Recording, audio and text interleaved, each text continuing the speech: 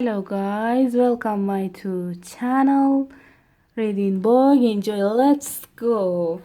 Book 1984. In the dream, the head remember his last glimpse of the mother, and with a few moments awaking, the cluster of small events surrounding had all come back. It was a memory that he must have deliberately pushed out of his consciousness over many years. He was not certain of the date, but he could not have been less than 10 years old, possibly 12 when it had happened. His father had disappeared sometimes earlier, how much earlier he could not remember.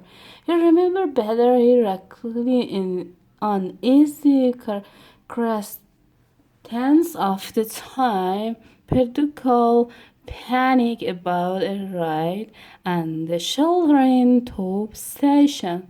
The pile of rubble everywhere, the unintelligible proclamation posted at the street corner, the gun of the youth in shared all the same color, the enormous coyote size, the barking instrument, machine gun fire in the distance, above all the fact that there was never enough to aid.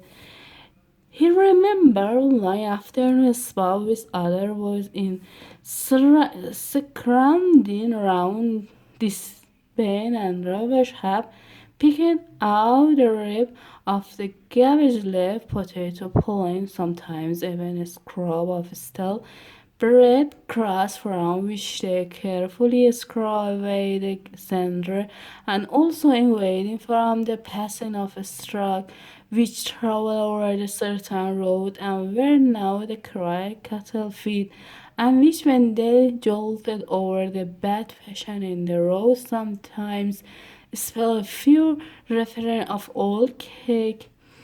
When his father disappeared, his mother did not show any surprise or any violent grief, but a sudden change came over her.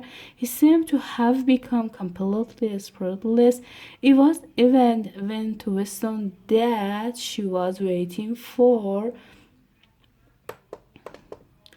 something that she knew must happen.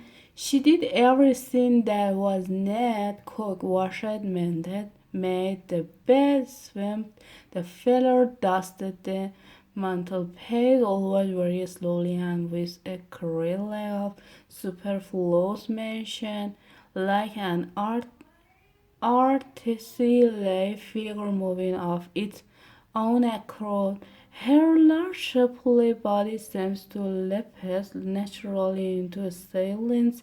For hours at a time she would sit almost immobile and but nursing his eyes stood a tiny, lame, very silent child of 2 or 3 with a face made seaman by sins. Very occasionally he would take Wisdom in his arms and praise him against her for a long time without saying anything. He was a warrior, in spite of his youthfulness and shelfness, that his was some who can never mention a scene that was about to happen.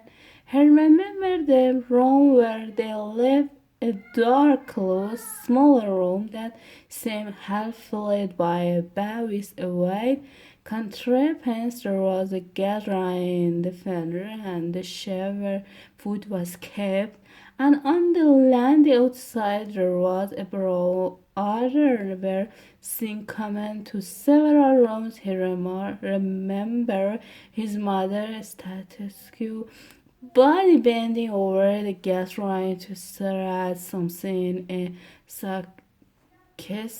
Above all, remember his continuous hunger and the first solely shelter at mealtime. He would ask his mother niggly over again where there was not more food. He would storm at her. He even remembered the tone of his voice, which was being to break thoroughly and sometimes moved in the peculiar way or the wall at him a symbolic note of the peso in his effort to get more than his share.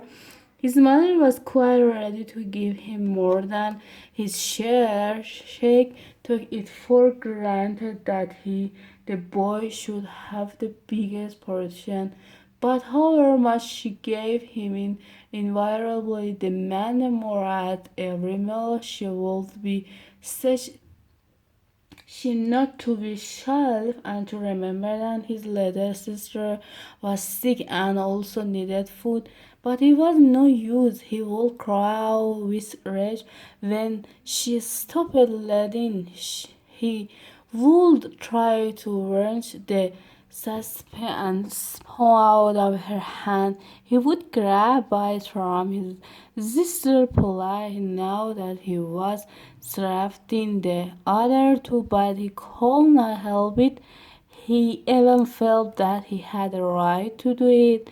The caloric hunger in his belly seems to justify him between meals.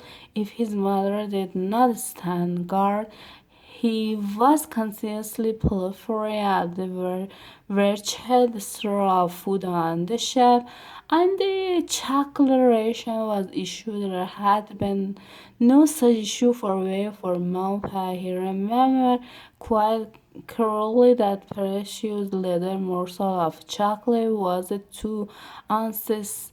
Left the still told about ounce the Tuesdays between the three of them. It was obvious that it out they belonged to the equal parts. Suddenly I saw it was listening to somebody else. Winston heard himself demanding in a loud booming voice that he should be given the whole piece. His mother told him not to be greedy. There was a line nagging argument that went round and round. We should win stare remonstrance bargain. His tiny sister clung to her mother with both hands, exactly like a baby monkey, sat looking over her shoulder at him with large, mournful eyes. In the end, his mother brought after a quarter of the chocolate and gave it to Winston, giving the other quarter to his sister. The little girl took hold of it and looked at the doll, perhaps not knowing what it was. That's enough. Goodbye.